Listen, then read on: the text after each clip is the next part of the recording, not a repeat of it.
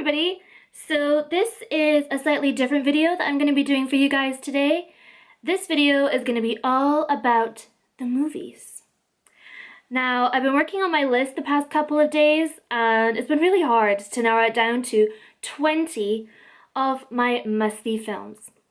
Now, this list is not necessarily films that I watch all the time. You know, it's not a film that I can watch maybe once a month or, you know, just shove it on whenever I want. These are films that I save. I like to watch them every so often because, to me, they make a huge impact. And there's different genres, there's different feels, there's different eras. So if you've not seen some of them, you really should give them a try. And if you watch one that you've never even heard of before, leave me a comment in the boxes and let me know what you thought of the film and if you would recommend it to anybody else. So I'm not going to tell you too much about each film. What I'm going to do is I'm basically just going to go through my list and tell you a little bit about why it's on my top 20. Now, when I've been telling people that I've been making this list, they've said, Tanya, you're going to do so many versions of this list. There's going to be heaps of videos. And they're probably right. I'm going to finish the video and then I'm going to instantly regret thinking, why didn't I put that film on my list? So let's call this Tanya's Top 20, Part 1. Okay. So I have a list beside me that I'm going to go through. That's why my eyes avert. So first on my list is Atonement. Atonement stars Keira Knightley and James McAvoy. When this film came out, I originally watched it because of the cast. I love Keira Knightley. I love the film choices that she makes. And she always captivates me when she does her roles. And James McAvoy, obviously, because he's gorgeous. And, you know, he came from Scotland, like me. And to me, when he acts in films, it's like, why wasn't he doing this years and years ago? I can't believe he started off in Shameless and now he's here. So with Atonement, this film is not about time travel. What it is, it's alternative timelines. It's like life timelines. So it's like what would happen down this timeline or this timeline, and we get to see glimpses of different lives within the same world. So confusing, but that's why you can watch this film a couple of times, because the first time you watch it, you're like, oh, right, I need to go back and watch this because there's so much that I could have picked up on. There's so much more I could learn from this film. So much about this film draws you into it. Like I said, the actors, the characters, we really care about what happens to these characters. And we want to know. It's this curiosity that the film gives you. And the music is beautiful in Atonement. It's just gorgeous. I don't know if this is a film more for girls or more for guys. I think it's actually for both. And I would say that the age line is probably a little bit older because it is quite complex. So that's one of my first. One of my second ones is called The Imaginarium of Dr. Parnassus. This is a Terry Gilliam film, so if any of you are used to Terry Gilliam, then you know what you're going to expect. You're going to get insane CGI, you're going to get these quirky characters, these ludicrous visuals, you know, that some people might find a little much. But to me, I enjoy Terry Gilliam. I think he's fun. And this film starred Heath Ledger. It's one of the last films that he was actually filming before he tragically died. Heath Ledger was like one of my favorite actors. And in this film, what happened is part of it is filmed in the real world and then there's part of it filmed in a CGI world. So what Terry Gilliam was able to do is he basically called on Hollywood and said, look, I really want to finish Heath's film. And before you knew it, there was Johnny Depp, Jude Law, Colin Farrell. They all signed on to help finish Heath's film. And they actually donated whatever pay they would have got into his little daughter Matilda. So they didn't even get paid for it. It's just amazing. They really did it for the art.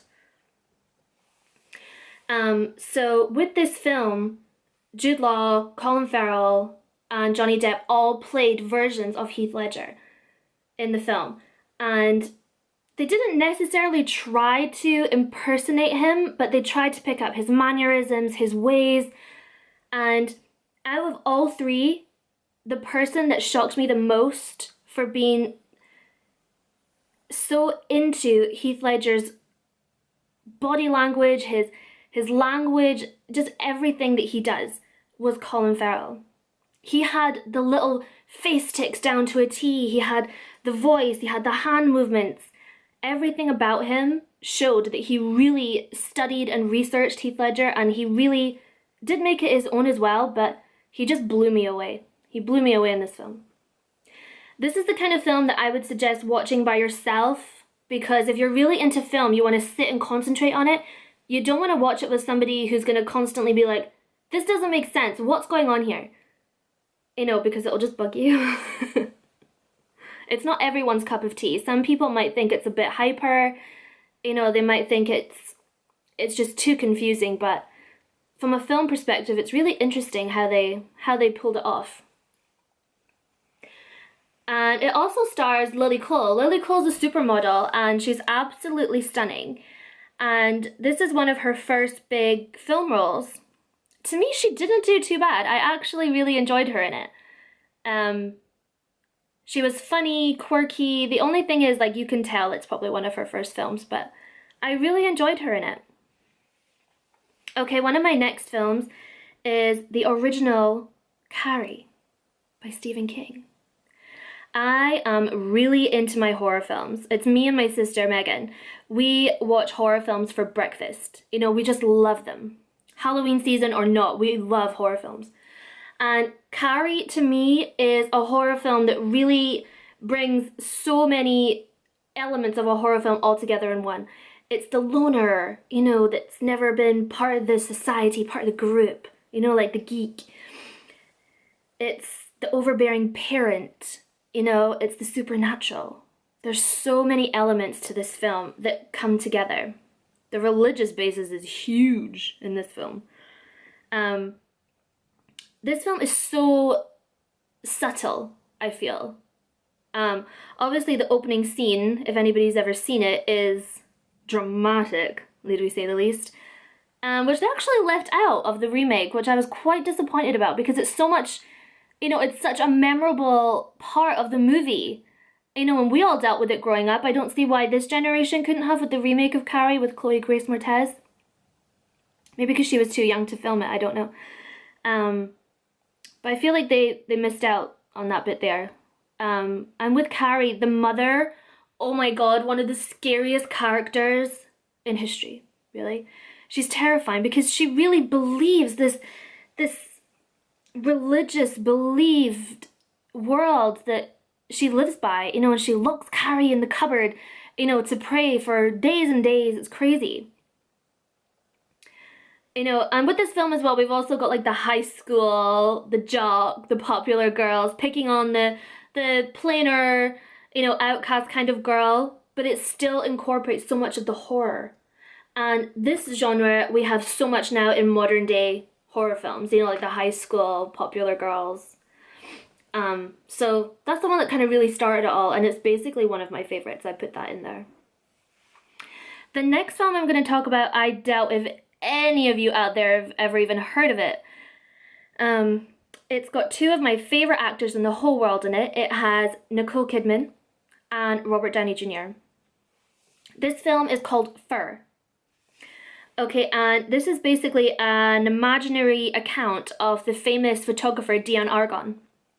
Diane Arbon was one of the first, not famous, but the first recognizable female photographers. And she was famous for photographing things that were really unheard of in these days. You know, things like freak shows, circuses, twins, you know, people that had deformities, unusual families, transvestites. She photographed all these people and they were insanely beautiful. Google it. Google her photography and check it out. But this film, it's so strange and so weird. It's nothing what you'd expect from any of Nicole Kidman or Robert Downey Jr. The characters that they play, I mean, they're beautiful. They're absolutely beautiful. The cinematography in this film is just, it's artistic. It's perfect. It's just beautiful. Okay, moving on to something more mainstream. I have picked 2 out of the 7 or 8 Harry Potter franchises. I have picked The Prisoner of Azkaban. This is probably because it's directed by Alfonso Cuarón. It is one of my favorite Harry Potter films. It's just so different to the rest. I mean, with the first 2, we were hit with Chris Columbus, you know, the king of family movies. You know, he's been used to that his whole life, his whole career. So when we all of a sudden got Prisoner of Azkaban and we got Alfonso Cuarón, it was like, oh, okay, everybody's grown up. It's darker, you know? Like, it just really, really paid off, I feel, getting him to do the 3rd movie. They should have definitely brought him back for Deathly Hallows. I'm sorry, David Yates, but they should have. And the other one is The Half-Blood Prince. The Half-Blood Prince is one of my favorite Harry Potter films. It's one of my favorite Harry Potter books. This film is just dreamy. It has the biggest storyline. I think it's some of the best acting we see from the cast. And it's honestly one of my favorite films. Next on my list is Pan's Labyrinth. If you've seen the film, you'll recognize. I won't look crazy. Okay, so Pan's Labyrinth is a film that I love to recommend to people, especially if they've never seen it before. You know, this is a Guillermo del Toro movie, and it is just, hands down, one of the most beautiful films ever made. Everything about it. It's like watching a piece of magic come to life in front of you. It's just beautiful. It's not for everybody, obviously. It's subtitled, but you don't even realize it. You're so busy watching this beautiful piece of art coming to life. It really isn't for everybody, but if it is for you, you'll be so thankful that you watched it, and you won't be able to believe that you'd not seen it before. It's very fairy tale. You know, it's out of this world, old school fairy tale, like very, once upon a time there was a princess, you know, and she wasn't in her proper world, and she had to find her way back to be a princess, you know. It's like, it's just beautiful. I keep saying beautiful, but it really is. Okay, the next one on my list is a recent film that I found. It was one of the first times my mum was babysitting my wee baby girl, Ariana, and I thought, right, what am I going to do? I'm going to sit down and watch a whole film. I've not done that for so long. So I picked this film that was on Netflix because it had 5 stars. That's basically the only reason I picked it. And it was called About Time. It has Rachel McAdams and Bill Knightley. I was blown away by this film. I couldn't believe it. It was nothing like I expected. I was watching it and I actually paused it and I phoned my sister and I was like, have you seen this film? Okay, like, have you seen it? Because it's perfect. It was so fun and it was so unexpected.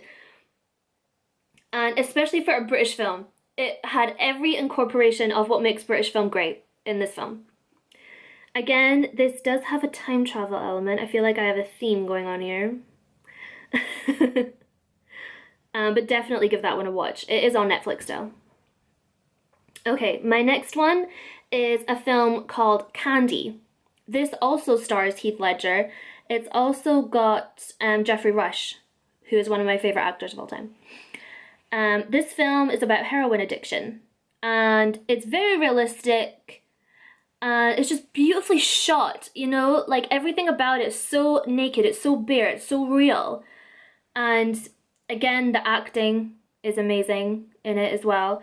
You know, like you've got your classic drug movies, you've got things like Trainspotting, but with this film, it's just a little bit more subtle, you know, it's not got so much of the humor, the comedy aspect in it. I doubt it's even that famous. I really don't think it got the acclaim it deserved when it came out, but definitely give it a try. Next on my list is American Psycho. Patrick Bateman. He's so scary. Oh my god, Christian Bale. This is one of the old school Christian Bale movies. This movie, everybody hated this film when it first came out, you know, and it's not until now we look back and we think, damn, we've really not seen a horror like that for quite some time. and we probably won't again. With American Psycho, it is quite a confusing film. It's extremely gory. It's quite naughty as well. Well, horrors always are. But with this one, you know, it's just one of those horror films that you're just like, yes, they're getting this right, you know? Like, it just ticks all the boxes for me. Next on my list, keeping with the theme here, is the original Psycho by Alfred Hitchcock. The classic Norman Bates. Watching this film, I mean, when Hitchcock made this film, he did a TV appearance and a radio call out saying, look, the film premieres, when you go and see it, whoever you go to the cinema with to see it, don't tell anyone what happens at the ending. He wanted the ending to be the ultimate surprise. He didn't tell anybody in the press. There wasn't allowed to be any interviews or nothing. This had to be top secret.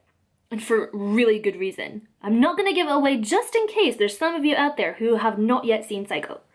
Okay? There's modern remakes of this, you know, Vince Vaughn.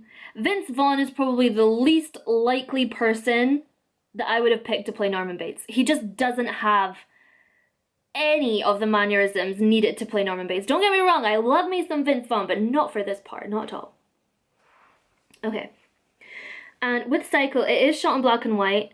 It is really slow to start, but if you like your Hitchcocks, you know it's going to be worth it. Sticking to the old school here, the next on my list is To Kill a Mockingbird with Gregory Peck. I got recommended this by my cousin Nicole. And I watched it when I was up on nursing placement way up the north of Scotland. And I sat and I watched it, and you know what? It was just what I needed then. I needed something that was life-assuring. I needed something that was fresh and beautiful. I fell in love with this film. And everything about it. The acting in it, the shots, the silence, everything about it was just beautiful. It was just gorgeous. Next on my list is Gus Van Sant. We really don't hear a lot of Gus Van Sant anymore, but we should. He's an amazing filmmaker. And this film is called My Own Private Idaho. It's a Shakespeare rendition. And it stars River Phoenix and Keanu Reeves. This film, what gives this film its life is the acting. What we see from River and Keanu is just, how they didn't win Oscars for this is such a shame because they so deserve it. The acting in it is just perfection. And when they were actually filming this movie, they all lived in this broken down house that Gus Van Sant had got. And you can only imagine, I doubt they ever went to bed. I doubt they were ever sober or ever clean. You know, they just woke up from parties and talking all night and going to the set, basically. And you can tell, this family, this movie, these characters are a family. They're living as a family, they're acting as a family, and that's one of the things that make this film perfect. This film is really about character searching, it's about life, it's about classes, how people change and how people move on. There's a lot of this film that is really special to me because I really love River Phoenix's work. I think it's such a shame that he passed away so young. You know, he was one of my favorite actors, is one of my favorite actors. And a lot of people look on Keanu Reeves and they think, oh yeah, he's famous for being in The Matrix. You know, he does quite blockbuster films. But if you really know Keanu Reeves, you'll know that he does quite a lot of cult films. This is a classic example. You watch this and you think, how? How is somebody like Keanu Reeves not in more movies like this? You know, it's just amazing. Next on my list, we have The Dark Knight. Why so serious? I had to put this film in my list. I just had to. It's not necessarily for the film. It is, and it isn't. You know, it is one of the Batmans, and it is an amazing film. It's a great movie. You know, the suspense, everything about it, the action shots, all of it's so good. But it's really the Joker that makes this film what it is. You know, I doubt it would ever have had the success it has if it wasn't for Heath Ledger in this. You know, he threw himself into this character. You know, before we had Jack Nicholson, who really gave the Joker his comedy, loud, you know, exuberant, extravagant character. But with this one, it was silent, it was dark, it was, you know, this deep stare into the camera, these dark, dark images and thoughts that he has, you know, and I think this is where, you know, like we started to lose Heath Ledger. He basically lived in a hotel room and he learned his lines, he threw himself into this character, and a lot of people think that's, you know, one of the reasons that he died is because he went so into this character. So with The Dark Knight, I mean, how could it not be on anybody's top 20? It just has to be, you know? Next on my list is Sunset Boulevard with Gloria Swanson. Anybody knows this film from one of the final scenes, you know, where she's standing on the staircase and she goes, "I'm ready for my close-up, Mr. Demille." With these psycho eyes. That was the worst copy of a scene ever. Okay, anyway, but the first time I saw Sunset Boulevard, I was like this. It's mad. It's crazy. I mean, they just don't make roles like this for women in films anymore. I mean, come on. Bring it back. These Bette Davis, Gloria Swanson characters, they're just amazing. But Sunset Boulevard is one of these old Hollywood films that makes you wish you lived in that era. You know, that makes you wish you could go back and see the movie premiere, you know, and go out hunting for the A-list stars in these martini bars. You know, this film to me is almost like a Tennessee Williams-esque play where the female character overbears everything. She is the star. You know, and it's this complex character where it's like, what's she going to do now? Where's she going to go next? It's just, there's a reason it's so famous. There's a reason. Go out and watch it. Okay, next on my list. Well, the first rule is I am not allowed to talk about it. The second rule is I am not allowed to talk about it. And the third thing is that it's Fight Club. Brad Pitt, Graham Norton. Come on, people. When I first met Stuart, he hadn't seen this film. And I said, watch it right now. Watch it now. That's all I'm saying is watch it now. I couldn't believe that he hadn't seen it.